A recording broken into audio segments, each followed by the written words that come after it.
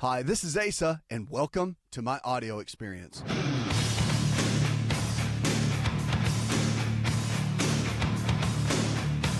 It's a new prescription for a new you, America. Gail in Palm Springs shot me an email and said, I suffer from arthritis. What can I do to help the flare-ups? Well, first thing, it depends on if it's rheumatoid arthritis or if it's osteoarthritis, two different ones. Osteoarthritis, also a little bit more on the degenerative side. And then, of course, rheumatoid has an autoimmune component to it where the body's attacking itself on an ongoing basis. And there's different medications that can work, but there's also a lot of natural things that can work. Now, here's the big one.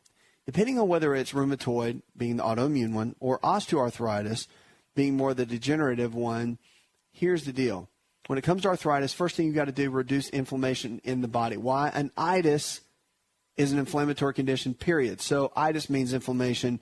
Remember, if you're eating foods that are creating inflammation in the body, if you're living a lifestyle that's inflaming the body or creating inflammation in the body, then you're working against yourself every single day. First things first, change the way you eat. Change the way you eat, change the way you live, period. It doesn't happen any other way. So the choices come down to you, Gail. I would encourage you to follow the anti-inflammatory diet. Where do you find that? It's in my book, Empowering Your Health. Now, is that a push? Yes, because I think you should read the book, period. The foods in there, worked very hard to list all of them out. You've got all the ones that will create inflammation and that you should avoid, and the ones that will help you avoid the inflammation altogether. So there's two food lists in there that will be very helpful to you. The other issue with arthritis is figuring out if it is rheumatoid or not, and you can go to your physician, get some simple blood tests done. They'll run all of the tests and give you a great answer. If it is rheumatoid, and that's what we're talking about, you've got to deal with the immune system, all right? If it's autoimmune, meaning the body's attacking itself, you've got two major components in that. You've got the T1 helper cells and the T2 helper cells. The key is to figure out which one of those, if you're dealing with autoimmune, if it's rheumatoid, you've got to figure out which one of those is active and which one is dormant, because one of those is going to be chilled out and the other one is going to be at work, if you will. Now, the key is with autoimmune process, if that's where we're going with this, that autoimmune, once you turn the light switch on, you can't turn it off technically. But if you can find a dimmer switch, then that's the way to go. So it's about finding the dimmer switch. And there's ways to figure out whether TH1 is more active or TH2. You can use green tea and echinacea tea is a great way to figure it out.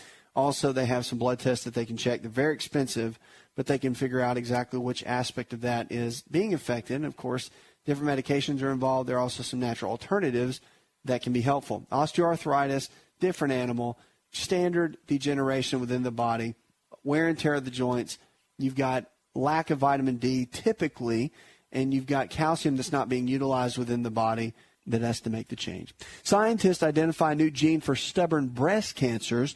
They're saying they've identified a gene which linked to about 70% of breast cancer cases that are resistant to hormone treatments. This is actually a big deal.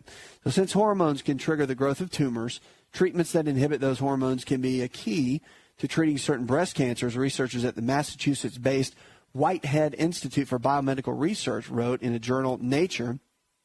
The examples include tamoxifen, which is a class of drug called aromatase inhibitor, the BBC News reported, and the newly identified a gene called the PHGDH, which much more active than the tumors do not respond to hormone therapies, the scientists wrote. And the researchers said the identifying of the gene could one day lead to a drug that could inhibit the gene's harmful activity. That was in the BBC News. I think that's incredible. And if you've ever been around breast cancer or been around the treatment or been around surgery and seen the devastation of what women go through with this at such a young, early age, it is incredible. One of my close friends lost his wife when she was only about 36 or 37, I believe, left him widowed with 3 little girls. And watching that entire process of them doing everything natural they could, and then, of course, going on and doing chemo and radiation, double radical bilateral mastectomy, and going through all of that, and then watching her eventually was just amazing. And that's a friend. You know, it's funny, you got a doctor hat and then you got a friend hat, and when you're dealing with friends, it's like the doctor hat just goes off, and you can see patient after patient go through that, and your heart feels for them. But when it's someone close like family or friends, it's a really tough thing. So to watch that, it's pretty amazing. So to find research that's coming out that they could find even genetic links, and markers that they could locate to block or come up with medications that could block that. Very encouraging, very exciting. And, of course, everybody's got their opinion on cancer research. I have mine. But I'll tell you this. There are some people out there that are doing great, scientists out there, rather, even outside of this country, that are making great strides for cancer research. And it's exciting to watch. American Cancer Society also coming up with some new research, too, that is right around the corner that will be interesting to see. 888-283-7272. What are you struggling with? Diabetes, heart disease, arthritis, fibromyalgia, the list goes on and on. But that's what we are on this show. We're on call here for you each and every day to talk about information you might need for a little bit of hope, for your health, for your life, for your family, whatever it might be. Just know this, that wherever you are right now in your health, you're not stuck. You don't have to stay there. Knowing that you got some genetic links in there, then should that make you concerned? Yeah, it should, because genetics do play a role. And if they tell you it does, that it doesn't, whoever's telling you that is wrong, because it does play a role. Now, is it everything? No. But that should light a fire under you.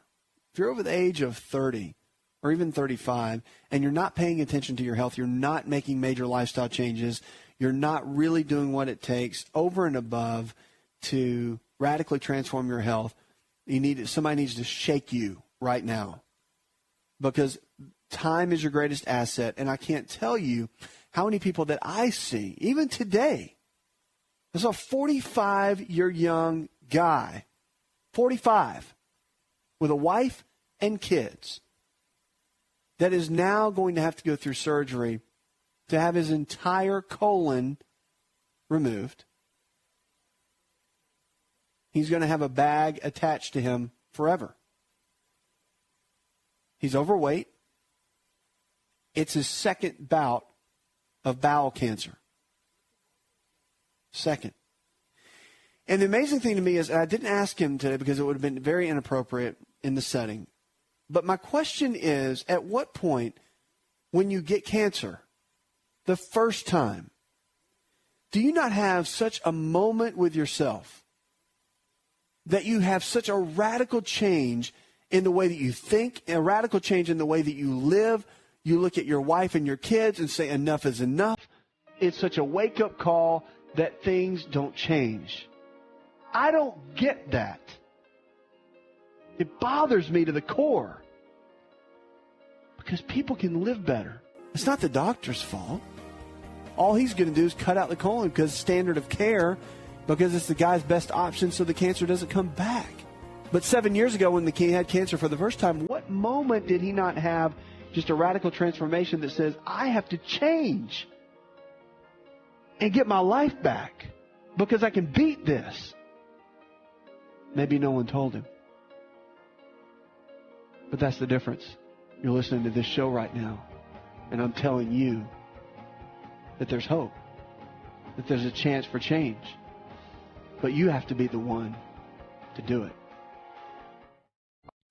If you're looking for increased strength, increased endurance, and better recovery, then look no further than an all-natural nutritional supplement called creatine hydrochloride. Concrete is the brand, and it's the most absorbable form of creatine hydrochloride found today. Now, creatine is not just for athletes. You probably heard that before, but creatine hydrochloride is for the everyday person looking to improve their health. Listen, I started taking creatine in college when I was a strength and conditioning coach at Florida State University, and I've taken it ever since my college years, and it's made a massive difference in my life. Everything in my body, I believe, is functioning better because of creatine.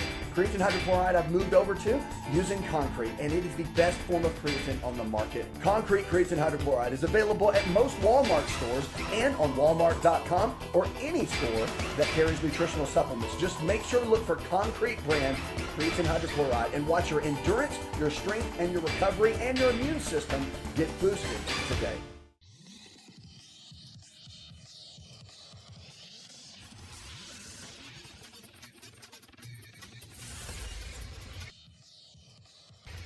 To find out more, connect with On Call Radio online at InShapeNetwork.com.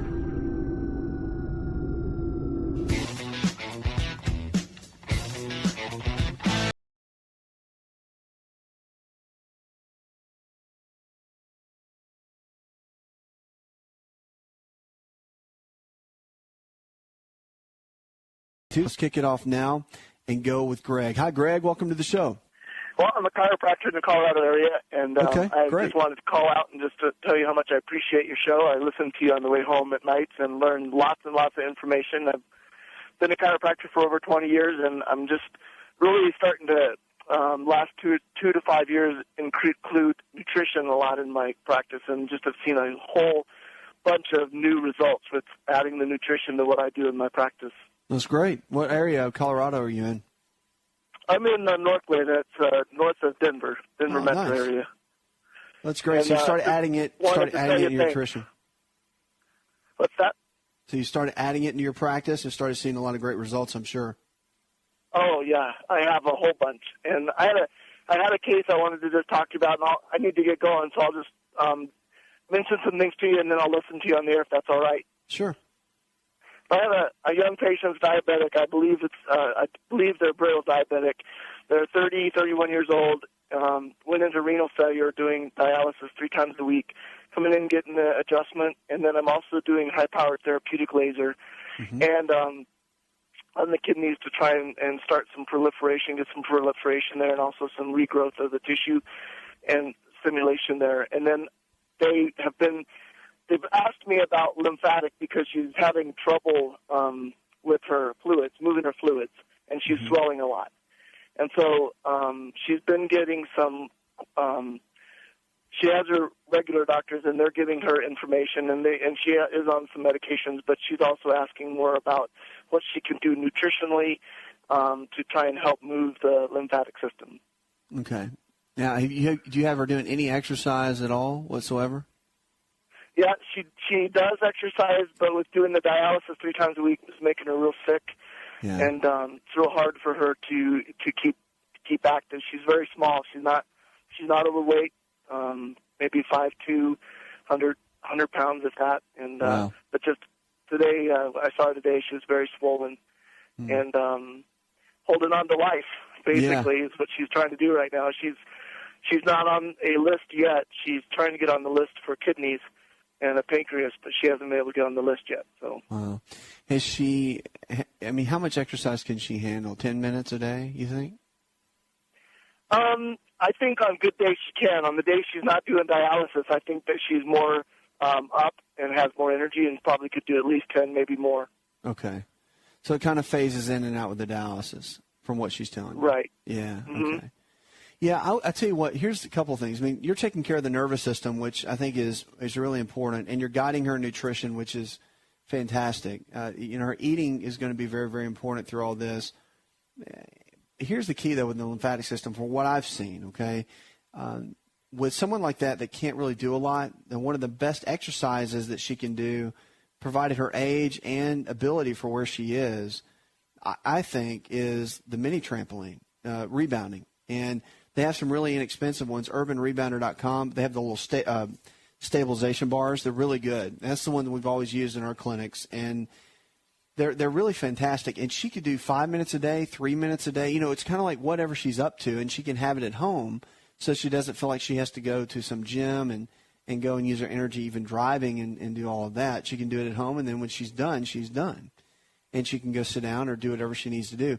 But it doesn't mean she has to jump up and down like a wild woman either. You know that. She can just get up on the toes and get that pumping mechanism going, holding onto the stabilization bar, which would be really good for her. And if you don't have one of those in your clinic, I would encourage you to get one, even a couple, so people can work on their lymphatics while they're in your clinic, especially if they don't have them at home. It's great therapy, and you can also use it with the therapeutic laser that you use as well. It'd be a great tool to help restore function, like you're talking about, increase proliferation and stimulate different organs and glands and systems to function at a higher level.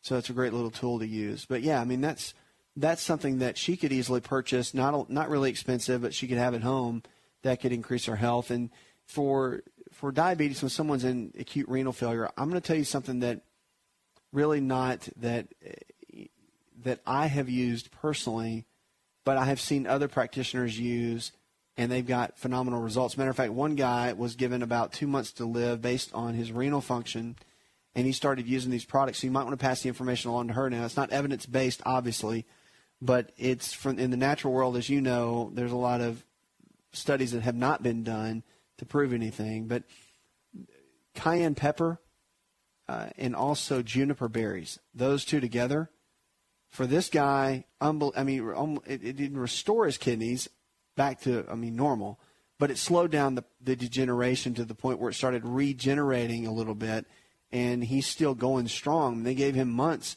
and it's about 3 years later, and the guy's still going strong.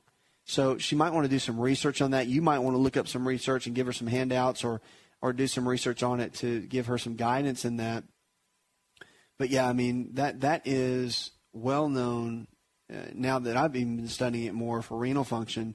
Pretty incredible. And you talk to a lot of nephrologists, and they really, once your kidneys start going downhill, that's it. And it's just management from there.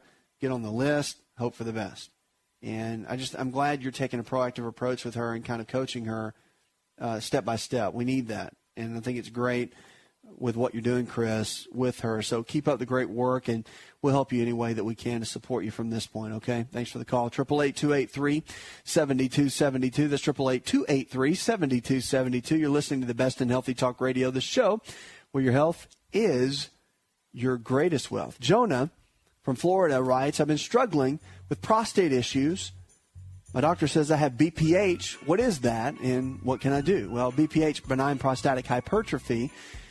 It's the old prostate, guys. We deal with that at some point. If you're over the age of 40, you need to have your prostate checked manually. Not a lot of fun, fellas. And also with your blood test, prostate-specific antigen, always important.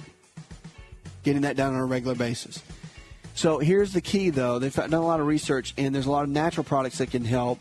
That's saw palmetto, pumpkin seed oil, zinc, because it's the number one mineral that we use as men. All of those can be helpful. And don't forget, an avocado a day keeps prostate issues away. Just some helpful hints, Jonah, for prostate issues. Now, doesn't mean don't use medicine that your doctor's telling you, but those are some helpful hints that are out there to promote healthy prostate health. Hi, it's Asa. I'm giving you a copy of my best-selling book for free to help you in your health journey. Want to turn back the clock 15 years and have more energy? This is Dr. Asa telling you to just breathe with LiveO2. LiveO2 delivers the right amount of oxygen we need for optimal health. Go to liveO2.com. That's liveO2.com.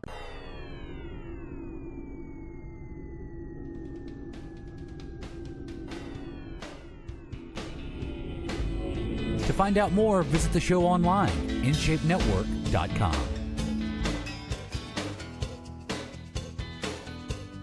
Lines are open this hour, 888-283-7272. That's 888-283-7272. Going into the break, we're talking with Michael and dealing with a health challenge called interstitial cystitis. And it's basically painful bladder more than anything. It's just you want to look at it, get cut to the chase, is what it really is. And, yeah, the reality is, Michael, we were kind of talking about it, and the doctors mostly will always tell you that there's really no cure, and it's unknown. They really don't even know what causes it, and it just comes on, and sometimes it'll go away. There's changes you can make. There's treatment.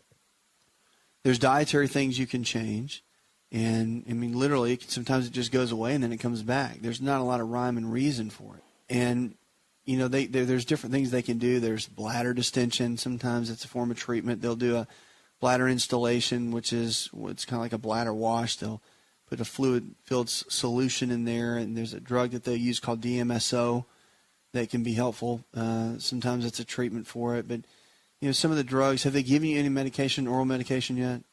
They gave me a while back something called Elmaron. Did it help? Because that takes like 4 not. months. Yeah, see, you have to take that for 4 months before it even kicks in. Oh, okay. Yeah, that's if you take it for like a week and it doesn't work, that doesn't really mean much. So it's one of those deals. It's a tough medication. Catch-22, basically. It is a total catch-22. But let me tell you some things that they do know. Do you smoke? No, I don't. Good, because that makes it unbelievably worse. Now they found that exercise. Let's lean over toward the natural side here for a second. They found that exercise, that people get some relief just by doing that. And I know, you got some challenges there, but even getting in a pool and swimming, stretching, a stretching routine every day, they found that just some of that can really help. Uh-huh. So that's very helpful. from the dietary standpoint, there's foods you definitely want to stay away from that will flare it up. And that's alcohol, tomatoes, chocolate, all spicy foods, caffeinated, and citrus beverages. What about coffee? Well, that's a high acidic drink, big time. Oh. And it's got caffeine in it. So yeah, it does. Yeah, you got caffeine and it's acidic. Now, there's a whole thing called working on getting your body alkaline. There's what's called a pH scale. And some foods are very acidic and then some foods are very alkaline. The more alkaline you can make your body with interstitial cystitis, the better off you're going to be. High acid foods increase inflammation and bladder irritation. And so a lot of people get a lot of relief from eating more foods that are alkaline. And in my book, Empowering Your Health, I've got a whole list of foods in there that are more your alkaline foods. You also want to stay away from artificial sweeteners. The artificial sweeteners a lot of times, except for Truvia, but the artificial, which is the stevia, the artificial sweeteners a lot of times they're more on the acidic side, and they can really flare up the interstitial cystitis. So the diet's really important, believe it or not. As I always talk about, I always say it is for everything, but it is. And the one thing they have found where they've seen some changes, matter of fact, if you look in some of the research, even the treatments that they do, people will get relief, but it'll come back. But what they're finding is with the dietary things, when people change those radically and go more toward the alkaline diet, they'll find that the symptoms either begin to subside or they'll stay away for longer periods of time. They may still come back, but if you can keep it at bay for a longer period of time, that's going to be a real victory. It sounds like it, yeah. You know, I just want to give you, if you can have a little bit of hope, I don't like to say ever that anything's incurable or there's no way out. I mean, there's always a way out.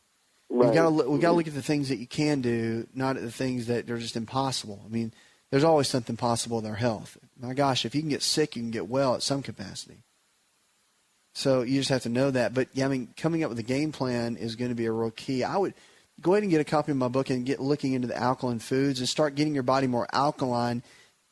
And I mean, food's going to be your best medicine in this. You need to go through the treatments that they're talking about.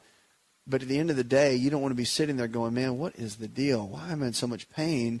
Is there no help? Because that much of processed food, if I got to eat baked chicken and broccoli, I'll do whatever I got to do if that's going to make it happen.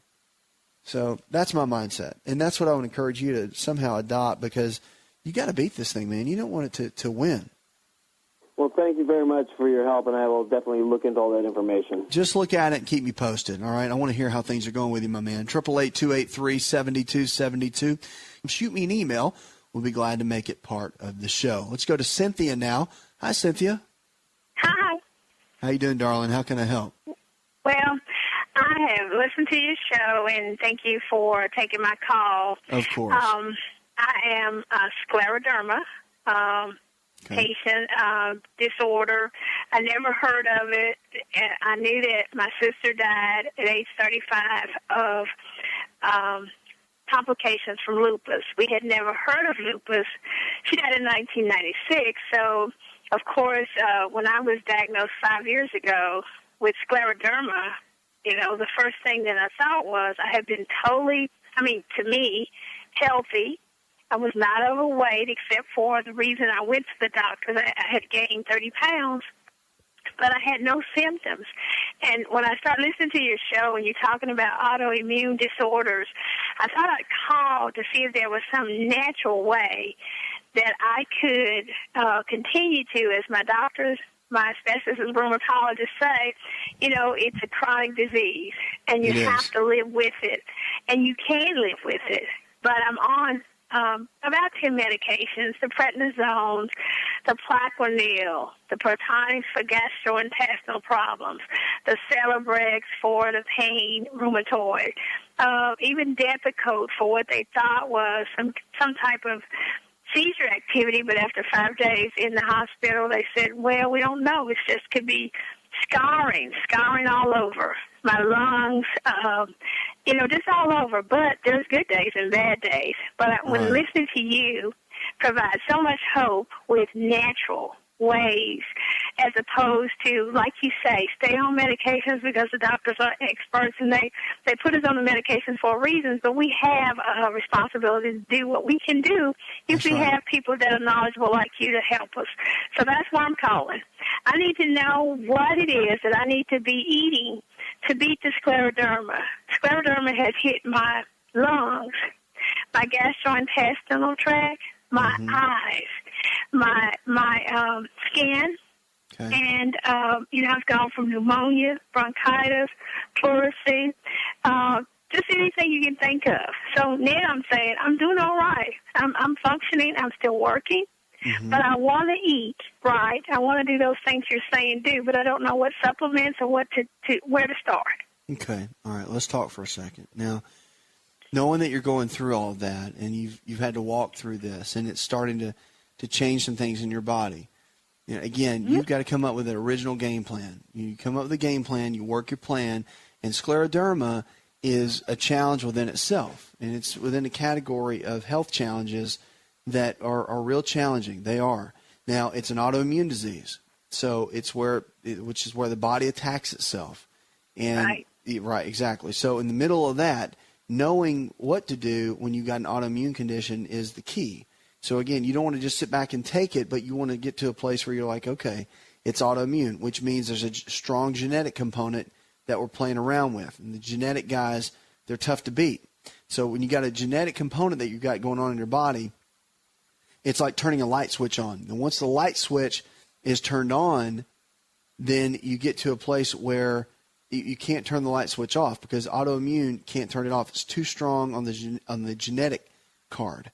But what you can do is you can get to a place where you can actually get what I call a dimmer switch. And if you can turn the dimmer switch on and get that little dimmer switch to go down, the light may be on, but if you can get the dimmer switch on to a place where you can really take it down and you can't see the light, but barely, just barely flickering, barely on, then you can slow down the progression of the disease or the health challenge, and that's where you're going to be in a good place. So coming up with a game plan for that is going to be important. So let's talk about that for just a minute. Now, the first thing you want to do always is with scleroderma, any kind of autoimmune condition like that, you want to lay down the groundwork and you want to do the T-test, as I like to call it. But you'll do echinacea tea and green tea. See, the T1 helper cells and the T2 helper cells are the two main components of the immune system. And one of those is going to be attacking the body, causing the response of what scleroderma is doing, and the other ones will be dormant. What you want to do is you want to figure out which one of those T helper cells are active in the body for the immune system, where it's autoimmune. And if you can find that out, green tea stimulates one of them, and echinacea tea stimulates the other side. And so you'll do 5 cups of green tea for 5 days and see how your body feels. If you feel absolutely fantastic, that's the one that's suppressing the T helper cells that's attacking your body. If you feel horrible, then it's extenuating it or it's accelerating that, and you want to obviously stop doing that. But again, if you'll feel it immediately. So obviously, if you're feeling horrible, don't finish it out for 5 days. But the one that makes you feel good, that can be a staple for you, whether it's green tea or echinacea tea, and that's only going to be something that can help you as far as your day-to-day activities and the way you feel each and every day. So that'll be a real blessing for you. Okay, that'll give you kind of a path or a roadmap to go down. As far as eating goes, I would encourage you to get a copy of my book, Empowering Your Health, and start on the anti-inflammatory diet. Supplements that you'll need to follow. I mean, the foundational 4 are good for everybody. That's a good whole food multivitamin, digestive enzymes, cod liver oil, and your probiotics. See, all those are fantastic. And on my website, we've got the 7 health prescriptions. You can just follow those to a T, and that's going to help you. But figuring out which one of the parts of the autoimmune process, that's the key. I mean, things like the scarring that can happen in your lungs, continue to exercise if you can, just a little bit, at least 30 minutes, 5 days a week can be very helpful. But those are some basic things to get started with. Please keep me posted how things are going with you, because we're here for you. Are you ready to chow? It's time for Keto Chow. When it comes to eating healthy, the keto diet has become one of the nutrition leaders in optimizing health, losing unwanted weight, and reaching your health and wellness goals. No extravagant cooking, no long kitchen cleanup, and most importantly, especially for me, It's convenient. Just put quality Keto Chow powder in a bottle, add some heavy whipping cream or your favorite fat, a little water, and boom, shake it up, and you're ready to chow. Keto Chow tastes amazing. So make Keto Chow easy for you and your family today with Keto Chow. Let's go chow. Visit Keto Chow online at ketochow.xyz. That's ketochow.xyz.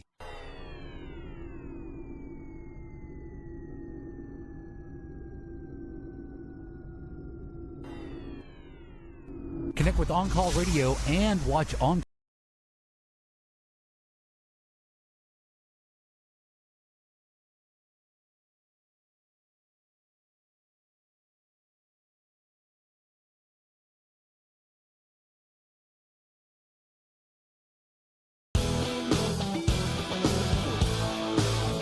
Lines are open, 888-283-7272. That's 888-283-7272. Going to break, talking with Candy. Candy's dealing with anxiety. She's on vacation down in Alabama, right?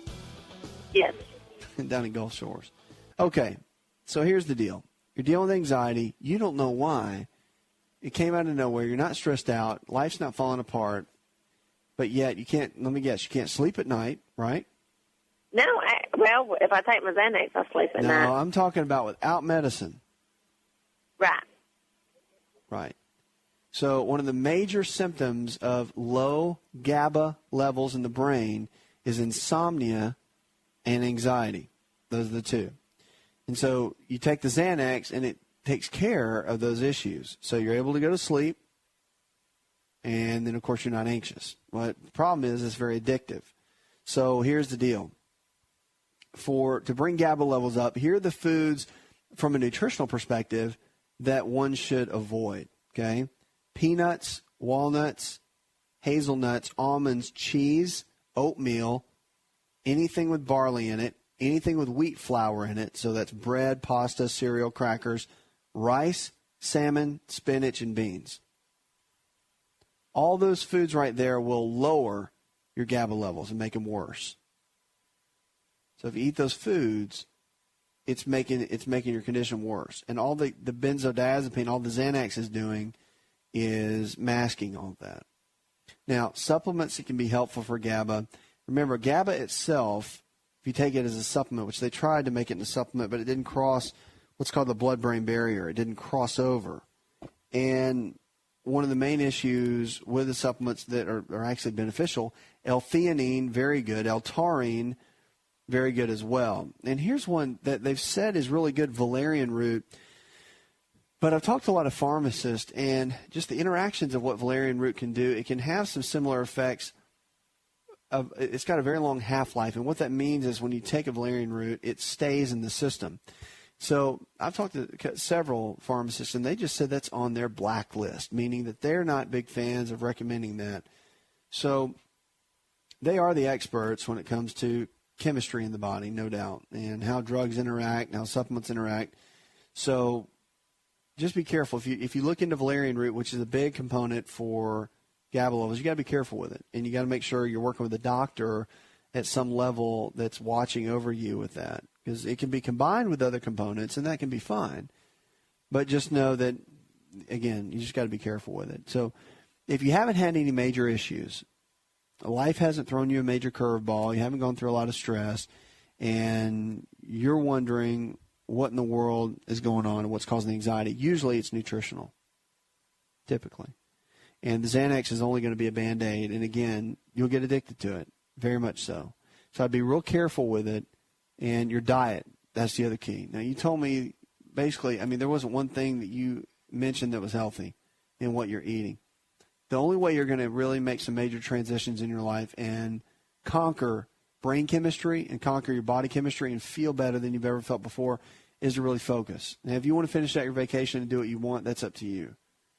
And I don't want to try to dictate that, take all the fun away, but there's more fun in healthy eating and healthy living and feeling really good and having that energy. I always say that nothing tastes as good as feeling good does.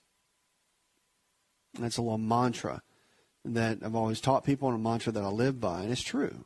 But healthy foods, if you make them right and learn how to eat, prepare them and whatnot, It's really amazing. So I would encourage you to start maybe looking down that path of what it means to eat healthy. Now, my book is called Empowering Your Health, but I mean, and there's a lot of good books out there. So if you get mine, find someone that you can figure out how to lower inflammation in the body, lower inflammation all the way around. And if you do that, you'll find a lot of the keys to really healthy living. Of course, drinking more water, exercise, all the basic lifestyle choices that it's kind of like common sense, but we just don't do it. A lot of people don't. Those make a major difference too, but knowing that you can change, that's the key. I know you're dealing with anxiety, but remember, everything in the body is tied with everything.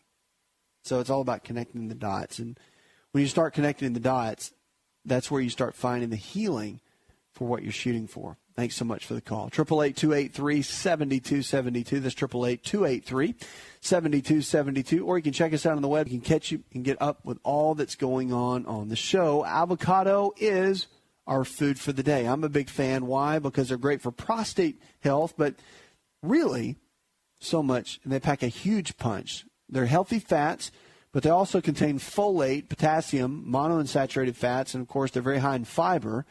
And they contain oleic acid, which has been found to improve overall fat levels in the body and help control diabetes.